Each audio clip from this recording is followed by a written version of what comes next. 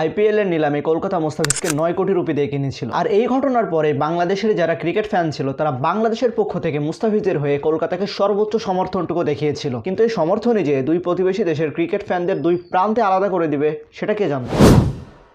জানুয়ারির 2 তারিখ গুঞ্জন আসতে শুরু করে শুধুমাত্র বাংলাদেশি হওয়ার জন্য মুস্তাফিজকে হয়তো এইবারের আইপিএল থেকে বাদ দেওয়া হতে পারে। এবং ঠিক তার পরের দিন জানুয়ারির 3 তারিখে ভারতীয় ক্রিকেট বোর্ড বিসিসিআই কলকাতাকে রিকোয়েস্ট করে যেন মুস্তাফিজকে তাদের দল থেকে রিলিজ দিয়ে দেওয়া হয় এবং তার বদলে যেন তারা অন্য কোনো প্লেয়ারকে রিপ্লেসমেন্ট হিসেবে তাদের দলে নেয়। আর এই একটা ঘটনার পরে বাংলাদেশ এবং ভারতের ক্রিকেট ফ্যানরা দুইটা দিকে আলাদা হয়ে যায়। আচ্ছা, তো মুস্তাফিজকে বাদ কেন দেওয়া হলো? এর জবাবে বিসিসিআইয়ের জেনারেল সেক্রেটারি দেবজিৎ সাইকিয়ার বলেন যে বাংলাদেশের সাম্প্রতিক যে ঘটনাগুলো ঘটে গেছে তারই পরিপ্রেক্ষিতে তাকে দল থেকে বাদ দেওয়া হয়েছে। আর বলে রাখা ভালো, এই সাম্প্রতিক ঘটনা মূলত শুরু হয় 2024-এর 5ই আগস্টের পর থেকে 2025 সালের ডিসেম্বর মাস পর্যন্ত কিছু ভারতীয় পলিটিশিয়ান ও ধর্মীয় নেতাদের বাংলাদেশের বর্তমান পরিস্থিতি নিয়ে ব্যাপক দুশ্চিন্তা এবং যেখানে বাংলাদেশের সংখ্যালঘুদের উপর নির্যাতনের ঘটনাকে ভারতীয় মিডিয়া বলিউডের স্ক্রিপ্টের থেকেও ড্রামাটিক ওয়েতে প্রেজেন্ট করে। একজন বাংলাদেশি হিসাবে আমার এই কথা স্বীকার করতে সত্যিই লজ্জা হয় যে এই ঘটনাগুলোর ভূমিকার অংশটুকু অবশ্যই সঠিক। তবে এই ঘটনাগুলো ভারত যখন পলিটিক্যাল ন্যারেটিভ দিয়ে বিবেচনা করছে তখন তাদের এটা জানা অবশ্যই জরুরি।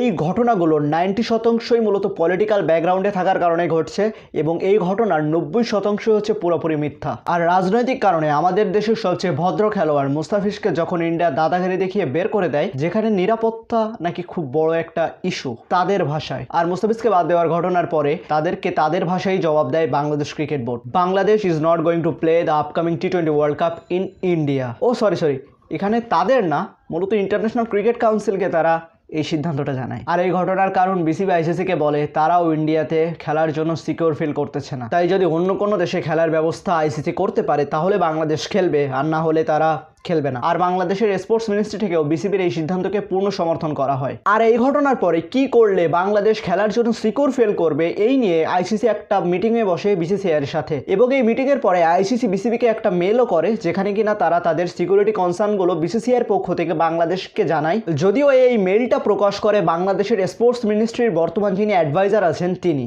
আর মেইলে মূলত 3টি সিকিউরিটি কনসার্ন বিসিসিআইয়ের পক্ষ থেকে জানানো হয় যেটি বাংলাদেশের জন্য নিম্ন ঝুঁকি থেকে উচ্চ ঝুঁকি হতে পারে। নাম্বার 1, মুস্তাফিজকে টি20 স্কোয়াড থেকে বাদ দিতে হবে। নাম্বার 2, বাংলাদেশের সমর্থকরা যারা কিনা ইন্ডিয়াতে যে বাংলাদেশের খেলা দেখবে তারা কোনো বাংলাদেশের জার্সি, ফ্ল্যাগ কোনো কিছু ক্যারি করতে পারবে না ডিউ টু সিকিউরিটি ইস্যু। এবং থার্ড ইস্যু হলো বাংলাদেশের আপকামিং ইলেকশন।